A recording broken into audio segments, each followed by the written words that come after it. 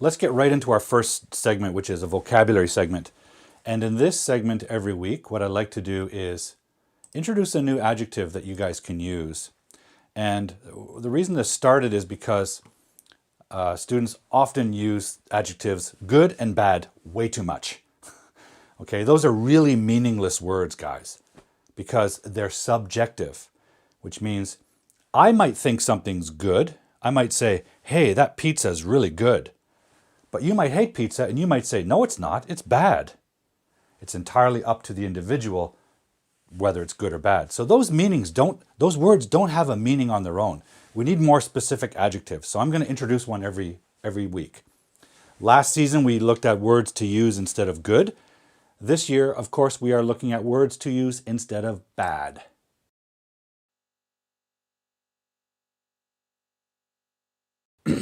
Tonight's word is problematic. Love this word. Problematic. Okay? If something is problematic, it is difficult to deal with or to understand, and it's full of problems. And I think that's probably the most common use of it. Something that is full of problems or not certain to be successful. So if you have a plan, it might not be successful. Your friend might say, hey, that's a good idea, but it's problematic. Or let's say you're starting a business. You might have a good business idea, but maybe it has problems, like you haven't thought about customers or marketing. Well, your business probably won't be successful because it's full of problems. So we might say, your plan is problematic, full of problems. Or we might say, you might see a textbook. As a teacher, I read a lot of textbooks. Or let's say, a problematic. Sometimes I see English textbooks that are problematic because they actually teach errors. That's unfortunate, but it's the reality, especially if they're written by people who are not scholars, not university professors or scholars who really study the language. Sometimes the textbook is problematic. It's full of problems. Okay? So guys, what I'd like you to do is I want you to try making a sentence in the comment thread using this word problematic. Remember, it's an adjective, so you basically have two positions. After a be verb, your plan is problematic, or seems, or appears. These are a category of verb called copulas, which connect an adjective, or the adjective in front of the noun. Okay, try one of these sentences, and let's see what you come up with, okay? And I'm going to go to the comment thread and see what we have here. After that, we'll get to some questions, okay? And also, I haven't forgotten you. Some of you asked questions last week as we were running out of time, and I didn't get a chance to answer them. We'll get to those this week for sure. So let's see your questions. Let's see your sentence examples. I want to say hello also to Tirath from Nepal and Chris from Brazil. Can you say, is he a problematic person? Yeah, adjective noun. You can certainly say that. If that person is difficult to deal with, right? Often people are.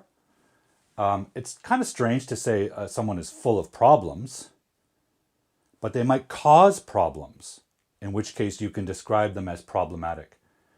But I think most commonly with people, the meaning we express with the word is difficult to deal with.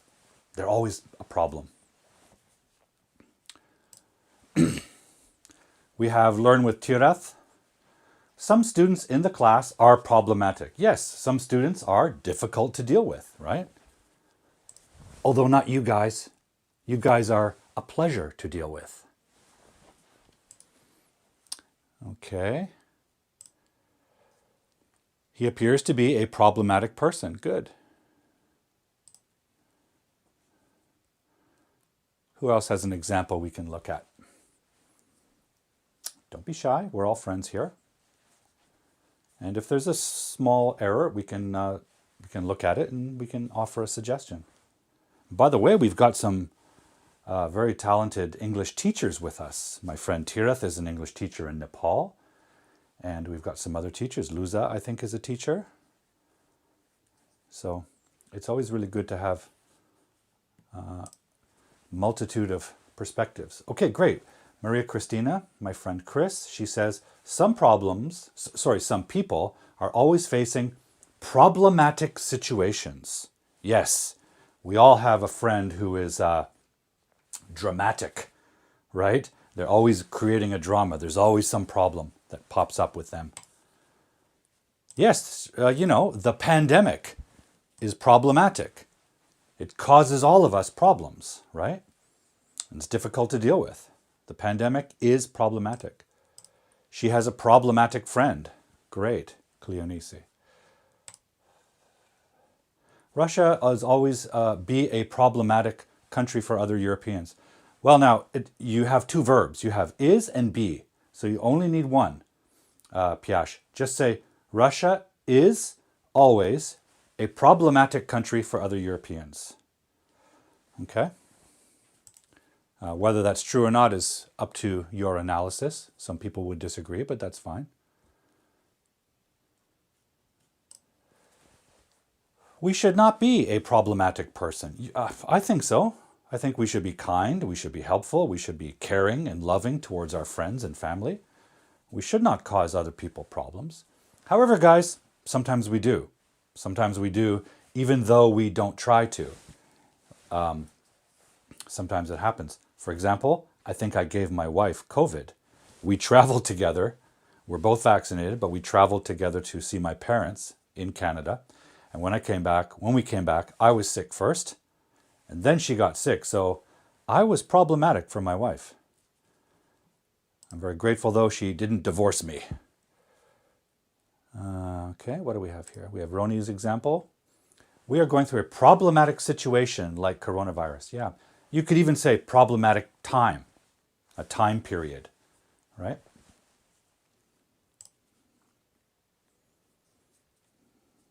Great, great work, guys. Okay, I'm going to remove the graphic. See if we have any more comments in the comment thread. We have Mr. Paul teaches us how to deal with problematic situations. Now, guys, I see a lot of people using the word situation, right? Here's a good opportunity to try some different noun, because I don't really help you guys with your situations. I can't. I'm in Canada and you're in Bangladesh and Nepal and so on, very far away. But I can help you with problematic English, right? Because English we can communicate with online. So this is good grammar. This is a good sentence. But the idea, let's try and say how to deal with problematic English or problematic grammar, because that is what I do. Okay, we have Luza's, find the reason why the students are passing through a problematic situation. Okay, good, good. Very well done. Okay, guys, I'm going to go to the board and answer some of your questions. These political solutions have problematic aspects. Okay, good. Yeah, aspects of the solution. They're not always simple. In fact, I would say they never are.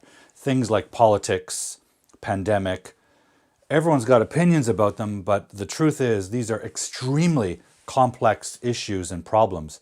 The answers are not simple. So overall, I think our governments are doing a good job of trying to protect people. Some people are upset because they have to get vaccinated and they don't want to.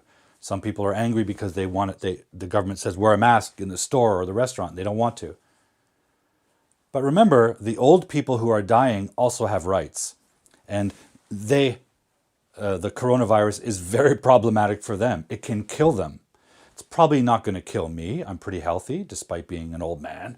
But people older than me, like my parents, they are very vulnerable. They can die very easily from this. And they have rights. They pay taxes. They are citizens of this country, so they have rights. So, the politics of a place like Canada is very complicated. And overall, it looks like the politicians are trying their best in a very difficult, challenging situation. Okay, guys, I'm going to go to some questions that have been asked last week. We'll review those first, and then we'll get to your fresh questions, okay? So last week, I was asked, here, I'm just going to clear the board. You guys have a look at that question, see if you remember it. I don't remember who asked the question, but somebody asked this question a little bit towards the end of the show, so I didn't have a chance to answer it. Per se means, I believe it's Latin. That's why it looks like a strange expression. Per se. It means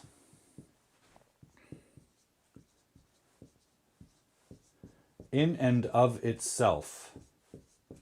In and of itself. So it means the essential quality of something. I'll give you an example. Research shows that,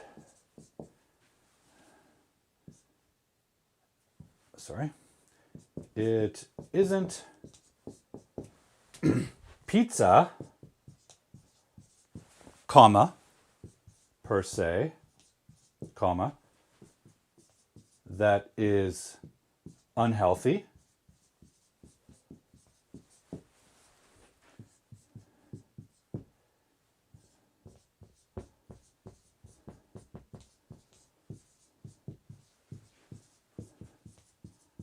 Now this is a long example, but you kind of need the contrast to understand it. Okay, we have two sentences. Research shows that it isn't pizza, per se, that is unhealthy. It is overeating pizza that is unhealthy. So what does that mean, per se? It means some people think, oh, pizza is unhealthy. Pizza is bad. Pizza is problematic. But research shows that it isn't pizza in and of itself. It isn't pizza with its essential qualities. Pizza itself that's unhealthy. Pizza is not unhealthy. Okay? So what's the connection between pizza and unhealthiness? Well, it's overeating pizza. And trust me, I know, because I'm a big pizza fan. And I tend to overeat it. I eat too much, and then I gain weight. Okay? But pizza isn't unhealthy. It has vegetables. That's healthy. It has grains, wheat. That's healthy. You can put fish on it. You can put meat on it. You can put cheese on it. All those things are healthy ingredients. But a piece of pizza is high in calories overall. So if you eat too many of it, you're going to gain weight, and it's probably going to make your heart explode. So it isn't pizza per se. It isn't pizza alone. It isn't pizza itself, the nature of pizza, right? In and of itself, its own qualities. That's not what's unhealthy. What is unhealthy is when you overeat it. Okay? So pizza alone is okay. It's healthy. Just don't eat too much of it. This is the unhealthy thing, eating too much.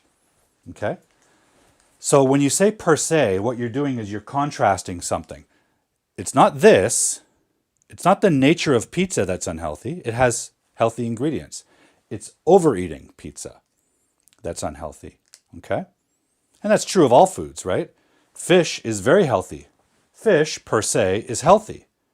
But overeating fish, right? If you ate a whole salmon in one meal, well, you might gain some weight.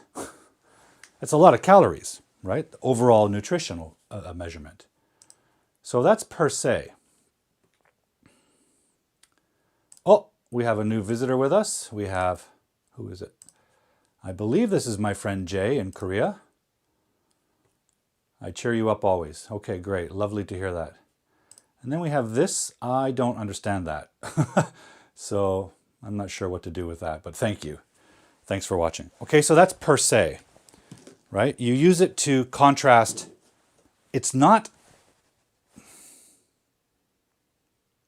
Here's an example.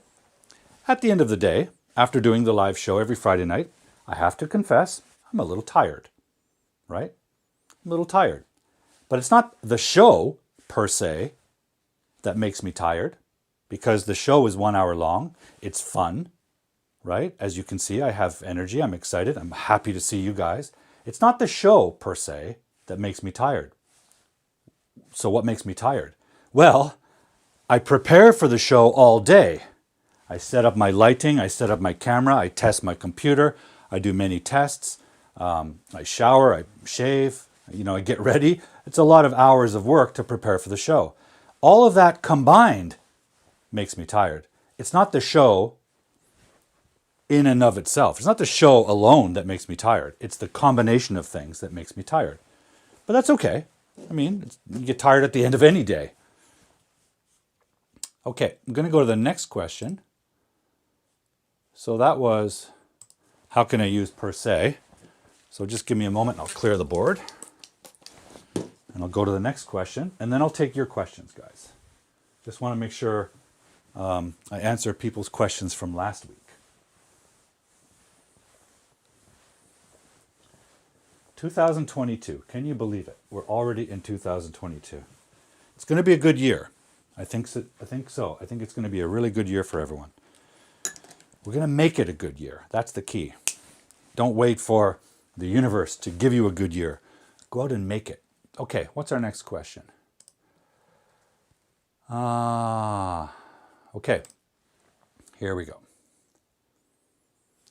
Okay, we have an example here from Chillin.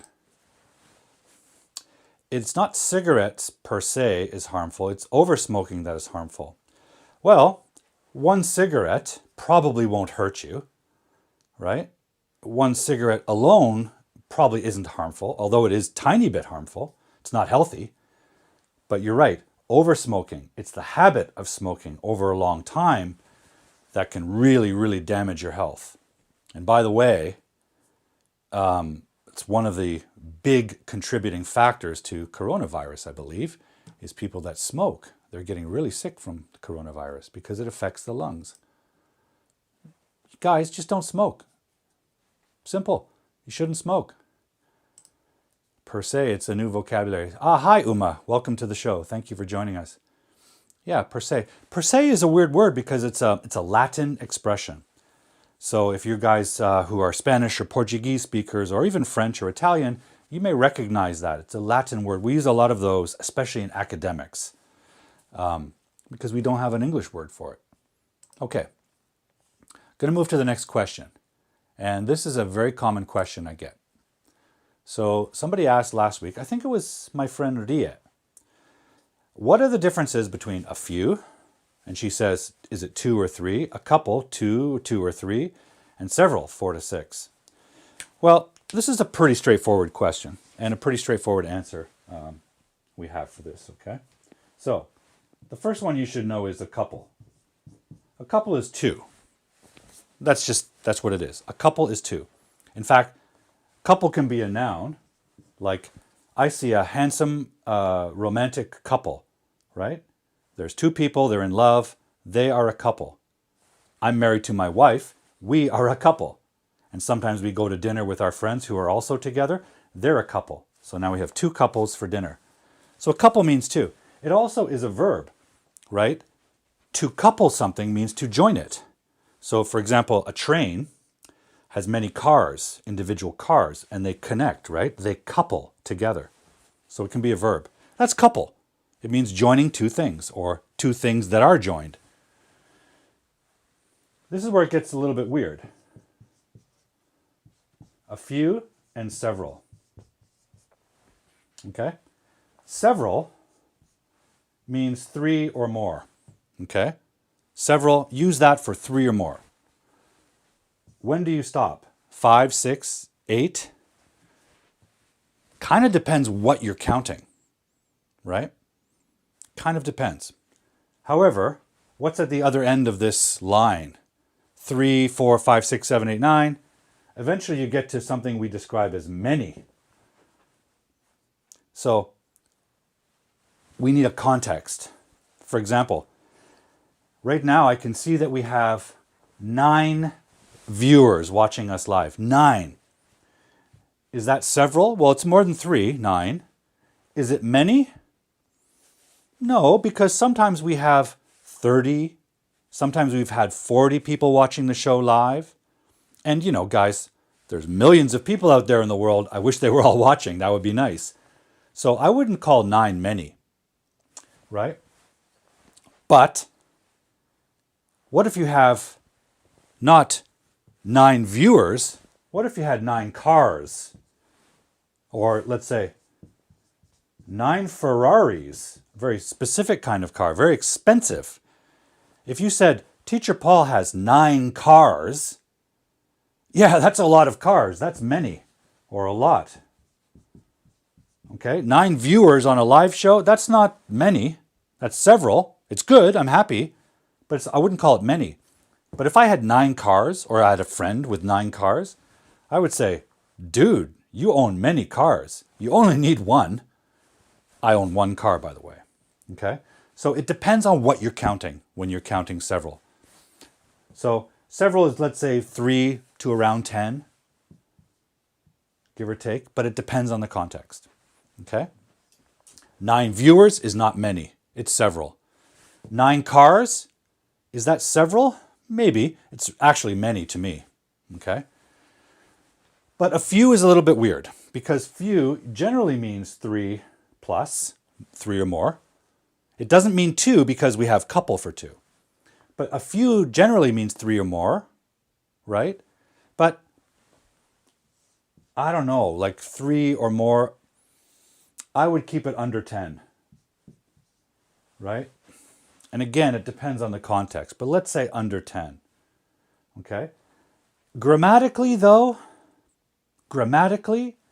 you could say 2 to say a few. It's possible grammatically because a couple is a noun, right? And a few is a noun, or it modifies a noun. So it could be 2. It could be a couple. Generally, it's not. So you guys are learning English. I would tell you, don't use that for 2. Generally, in common conventional use, we don't use that for 2. Why? We already have a word. Use couple. Okay? Use a few for 3 or more, but maybe not more than 10. I'll tell you what, let's say not more than 12, because at 12 we might call it a dozen. There's a word for that, a dozen. Okay? Several, let's say 3, until the context tells us many. Okay? So that's a little tricky, but this one you can just count on. Couple is 2. A few is 3, 4, 5, 6, 7, 8, 9, 10, 11, depending on the context, and 3 plus for several. But here's my tip. My tip is this. This is my hard-boiled truth, my hard-boiled tip. Use the damned number. If you know the number, use the number. If you say, if you know that I own 5 cars, say, Paul owns 5 cars. Don't say Paul owns several cars. Say the number. Be specific. Specific is always better. Okay? If I could say there are several viewers on the show, but I can also see the number. So why don't I just use the number? Hey, there are 10 viewers. Thank you for watching. So my little tip is, if you know the number, say it. Or find out. So if you're, for example, if you're writing a school essay and you say, there are several important reasons we should stay healthy. Several important reasons. If they're important, you should know the number. So you should say there are 3 important reasons. Especially you can count the number of reasons you wrote in your essay. So my tip is use the damn number, okay? Guys, I have one more question to squeeze in. So I'll put this here, clear the board. And it looks like we still have time for your questions, because I think I can answer this one pretty quickly.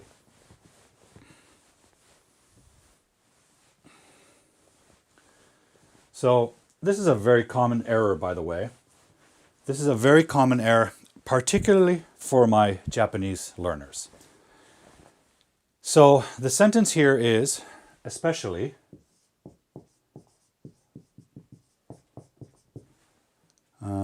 change of climate is a serious problem. Let's just say a problem, otherwise I'll run out of space here. Okay, let's imagine it's part of a paragraph, like the world has many problems. Period, and then the next sentence, especially change of climate is a problem. Okay, so this student says their teacher said this sentence is wrong, but didn't explain why. Unfortunately, sometimes teachers don't know the answer. They just know that it's wrong. And that's okay. But in my opinion, we should always explain why something. Otherwise, the student doesn't learn how to use it in the future, because they can't control it because they don't know how it's meant to be used. Anyways, I'll explain this. The problem is here. Especially. Especially is an adverb, right? And we know that adverbs modify verbs.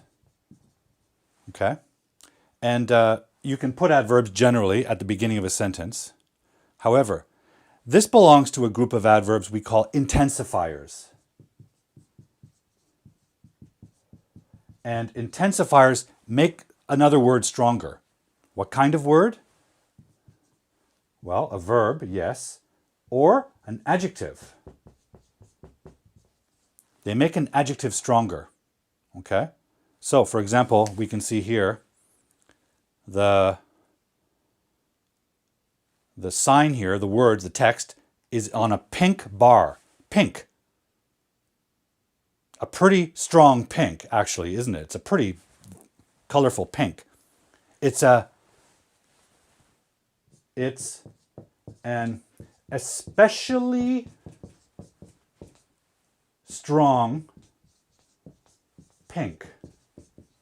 That's where it should be. Especially strong is the adjective, and pink is actually an adjective. But here it can also be a noun. Okay? So it's not just strong, it's especially strong. It's strong in a special way.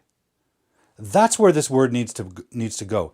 So in English, you should not begin a sentence with this word, because it needs to intensify a verb or an adjective.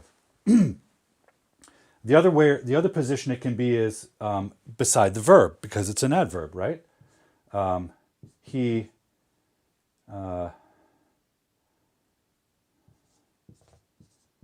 swam especially, actually no, that doesn't work.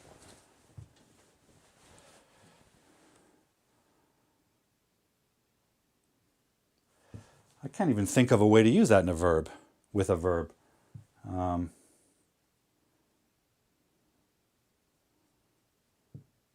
Yeah, it's an intensifier, so it's not going to work with a verb either. It's an adverb that modifies adjectives. Here it's not doing that. Now, I think the problem, if you're a Japanese learner, I think the problem is the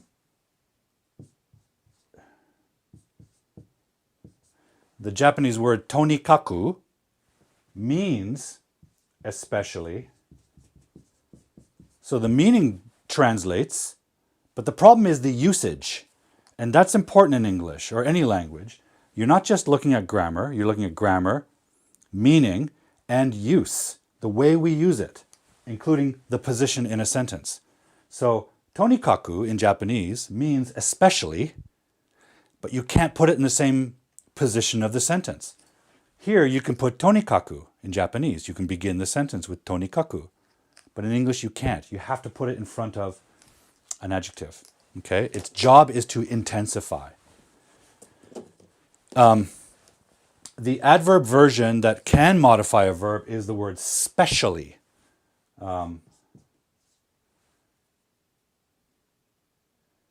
Okay, we could say something like, the pen is specially designed. These pens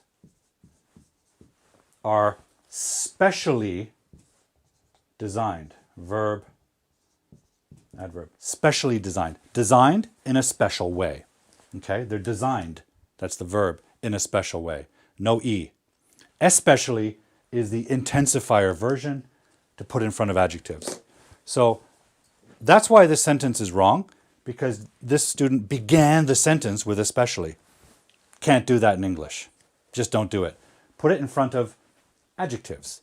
This is an especially old cloth. Old is an adjective. Especially old. Old in a very, very special way.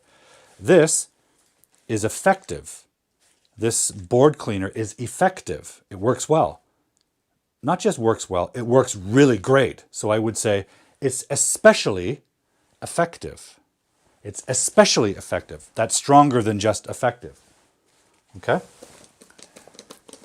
So hopefully that clears up. And now I'm going to go to some of the questions asked earlier by you guys. Okay? So let me just clear the board. And we'll get to some fresh questions. And if you're just joining the show, please say hello in the comment box and tell us what country you're from, what country you're watching from. And I'm just going to do a quick review and see if anyone has joined us that I missed. I want to make sure I say hello to everyone. We have Uma with us. Anyone new? Well, if you're new, please say hello. Oh, that's nice. Chillin', thank you. Paul is a generous man, going through all the trouble teaching us English. Is this the use of gerund correct here? Yeah, it is. It's very well done. And that's kind of you to say, by the way. Thank you, Chillin'. I appreciate that. It's my pleasure to teach you English. This is what I do. This is what I love to do. I love to help people understand our crazy language. You know, if you can, hopefully, if you can improve your English and use it better and understand it better, I hope it helps you with your dreams, you know, if it's your career dreams, your travel dreams, whatever. I mean, making friends around the world is a really fun thing to do.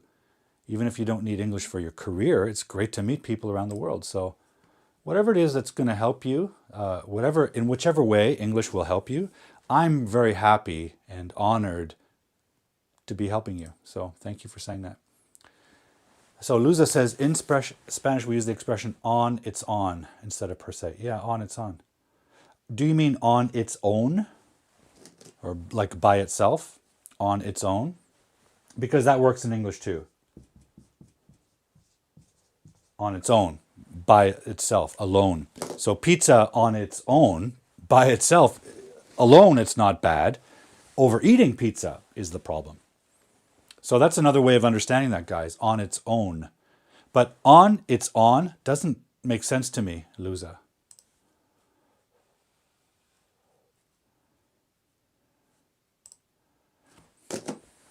Yeah, Carmen, good question. I should have mentioned that. When you say few people, not a few people, it has a very different meaning.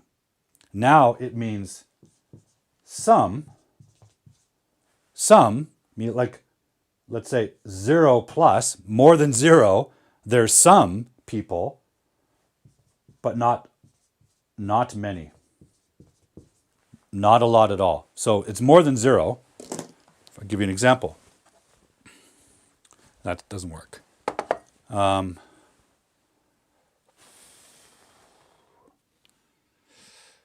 Okay. I don't have anything handy. Well, let me demonstrate. Just going to move my markers. Now these markers are great, but they die. They run out of ink and they dry up and they're no good. So bye-bye. I used to have about 20 markers in here. Now, there are few. There are few. Not many at all. There's not many left. I like to have many. I prefer to have many, you know, different colors, different sizes. But there are very few now, just 3, right? So few in front of a noun means some, but you're emphasizing not much, not many.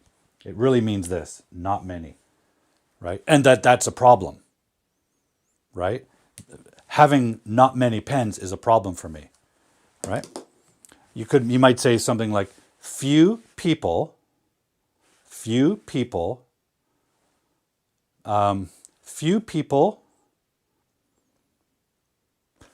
know, sometimes we say things like few people really understand my feelings, right? That's a problem. I want people to understand my feelings. I want my friends and family to understand my feelings. But if I say few people, I'm saying not many, and it's not good. So this is a negative meaning, right? Few people, not many. And that's somehow, in whatever context, that's a problem. Okay? Okay, very, very nice. Okay, I'm going to go back and find a question I saw very early.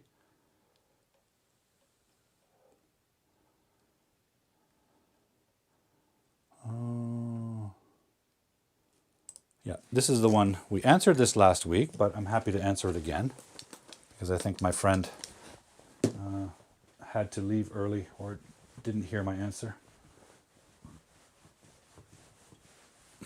Okay. I have got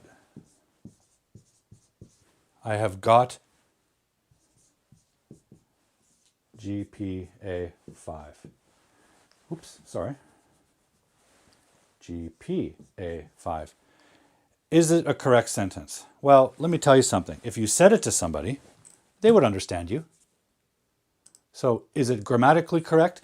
Not quite. But I completely understand the meaning. So, you know, you could use this. Nobody would be angry or confused. But let's show the more accurate way to say it. Because we have subject, verb, and this is actually present perfect verb, so it's 2 verbs. And then GPA 5. What do we have here? GPA means grade point average.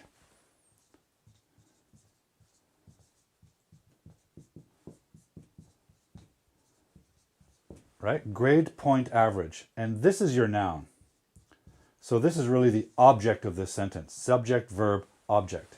Right? Grade point average. But it's over here. And it really should be last. 5 should be like an adjective. So you should really say, I have got, and usually people say 5.0. We always include the decimal. 5.0 GP. I keep doing that. GPA. Why do I do that? GPA. So now we have the object, or the noun, and this is actually acting like an adjective. It's telling us the level of the noun. 5.0 GPA. The reason we do the PO is because often there's varying degrees, like I have a 4.5 GPA, or 2.5 or something, okay? So, and the other thing that's missing is the article. We need the indefinite article. A 5.0 GPA. So let me write the correct sentence, the more accurate version. I've got a 5.0 GPA. Gosh, I keep doing that. I don't know why. That's so weird. I've got a 5.0 GPA. That's the more accurate version, okay? Let me just find that one more question. Yeah, here we go. Now, this is a slang expression. Keep the edge off. What does it mean? Keep the edge off. Now, generally, This expression is used with the word take.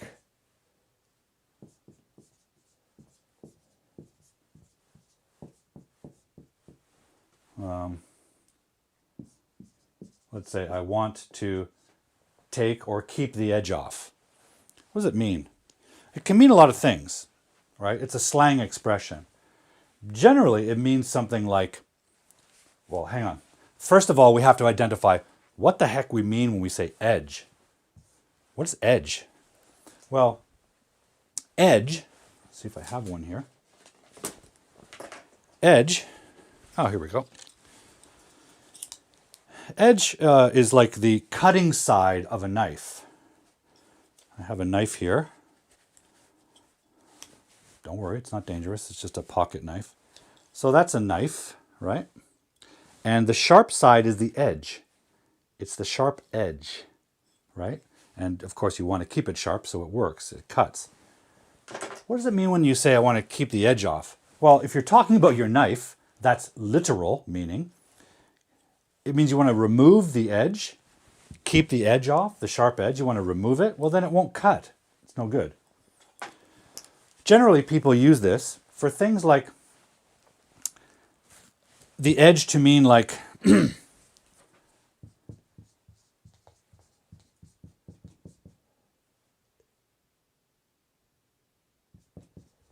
competitive advantage. So if you have a sports game, for example, excuse me, we have two teams playing sports. I'm a football fan, so let's say I'm watching two sports teams, football teams. One team has a brand new player. The quarterback is the main player on the team, the leader of the team, quarterback. And they have a brand new guy, just started playing professionally. He's not so good yet. And they're playing against a guy who's been playing that for 10 years and he's won many championships. Well, the team with the experienced player has an advantage. They have a competitive advantage. We might call that their edge. That team has an edge over the other team. Now, you don't want to remove that, right? Why would you take that off? Well, the other team wants to take it off so that they can level up to the other team. So you might say something like, let's say the star player gets hurt. He gets hurt and he can't play anymore. Well, that keeps the edge off. And now the teams are more equal. I hate to say this, but it's true. It's a hard-boiled truth. Sometimes when people drink too much alcohol, the next day they have a hangover. Maybe they shake. Maybe they feel sick. Maybe they have a terrible headache. That hangover might be the edge, right? Might be a kind of bad feeling. I've got an edge, right? A bad feeling from too much alcohol. So some people think, it's kind of an old myth basically, that drinkers say that in the next morning after you drink too much, if you drink again, it takes the edge off. It makes you relax and feel normal again. Really, it doesn't. It just makes you drunk again. So you might stop shaking, but you're just drinking again and the whole pattern begins again. But they do say that. Oh, I need a little drink to take the edge off. Now, along the same lines in drinking culture, the edge might be stress. Not a hangover from drinking, but let's say a stress from work. Let's say you have a job that's very stressful. At the end of the day, sometimes workers get together and go to a bar and have some alcohol and relax. So the alcohol takes the edge off, makes them relax. They're not stressed out anymore. If you're a teacher out there, sometimes teachers work very hard and have to deal with many problems, and they get a lot of stress. So it's good to do something to take the edge off. Now, I don't think you should drink too much. I don't drink a lot, occasionally a little bit. What I like to do when I feel a lot of stress is exercise. So I could say, exercise takes the edge off. If I have a very, very challenging experience, if I exercise, I relax, I feel calm, I think clearly. And if you exercise every day, which I try to do, you keep the edge off. You don't get the edge. If I exercise every day, I feel very calm, very strong. I feel very confident. So even when I have problems, they don't bother me. So my exercise and my health keeps the edge off. And for me, it's the stress or situations. Okay? So keep the edge off or take it off. Remove it or keep it away. It depends what the edge is. It could be a competitive advantage in sports, a hangover in drinking culture, or stress from work, or for anything. Actually, it doesn't have to be from work. It could be from life, right? Sometimes if you have to drive a far distance, it can be very stressful in traffic. So after being in traffic, sometimes people want to take the edge off, relax, watch TV. If you want, if you drink alcohol, you could have a little alcohol. I don't recommend drinking a lot, but sometimes it can be pleasant. By the way, Chillin, this is the first time you're joining my class. Thank you for joining the show. I wonder what your real name is, or is Chillin really your name? It's great to have you with us. And by the way, what country are you in? I think you said. It's great to have you here. Hong Kong, yes. Okay, great. Okay, I'm going to see if I missed anyone. Did I miss any of your questions, guys? Let me just... Can't seem to find... There we go. Okay, guys, what's your mystery? That's all I have. So what's your English mystery? Do you have a question that we can talk about? We've got about 10 minutes left, so tell me your questions. In the meantime, I'm going to have some tea. If anyone's interested in an English weirdness coffee mug or teacup, they are available on my website, which you can find at Hardboiled English, or www.teacherpaul.ca.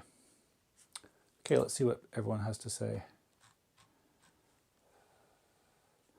Lenora's here. Welcome, Lenora. A little bit late, but that's okay. Something that happens, guys, 2 times a year. In Canada, North America, we change our clocks. So, in the spring, coming up in a few months, the time of this show is going to change by 1 hour. And in the autumn, it changes again by 1 hour. Because where I live in Vancouver, in the summer, we want to have sunshine all day long. The sun goes down, where I live in the summer, the sun goes down at 10 p.m. All evening it's sunny. However, in the wintertime, like now, it's dark at 4. 4 p.m., it's dark. So we have this problem because we're pretty north. So we have to change the clocks to get as much daylight as possible. Okay, here's a pretty straightforward question. Oops, got to clear that board.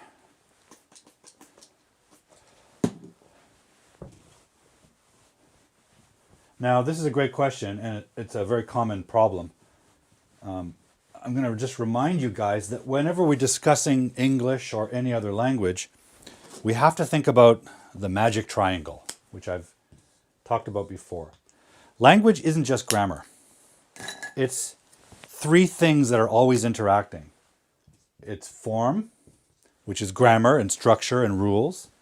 It's meaning, right? What is the idea? What is the meaning of a word or a sentence? But it's also this. It's also use, how we use it. So my earlier example with the question about especially is not related to form or it's not related to meaning, because in Japanese the word tonikaku means especially, but the use is different. The same thing is happening here. So the correct way to say this is people are nice, okay? And if you have a plural subject like we, you use are. People is a plural subject. Okay, it's plural. It's a plural subject. So I'm going to put a little PL here. What does plural mean? It means it's more than one person. Okay, so the meaning means more than one, but the grammar also is plural. Okay, the grammar is also plural. So the form is plural and the meaning is plural. So the verb should be are. People are nice. Okay, but we have these other words that are confusing, like everyone. Everyone. Everyone who is watching are my friends. So everyone is watching. Now, everyone, in grammar form, everyone is a singular noun. Okay, so according to the form, it's singular. It's one grammar unit. Everyone is one unit. It's a group. It's a collective noun. So we treat it grammatically as singular. However, the meaning, it means lots of people. In this case, it means everyone who is watching, which is more than 9. Okay? So the meaning is plural. But grammatically, we have to change the verb to match it. Okay? I know that's a very strange idea to think about, but I hopefully by looking at it in 2 dimensions, you can see the difference. The word people is both plural in grammar and plural in meaning. The word everyone is plural in meaning. It means more than one person, obviously. But grammatically, we treat it as a single thing. Okay? Another word would be like the company. Like, let's say the Disney company. The Disney company is wealthy. Right? So we're using is. Company.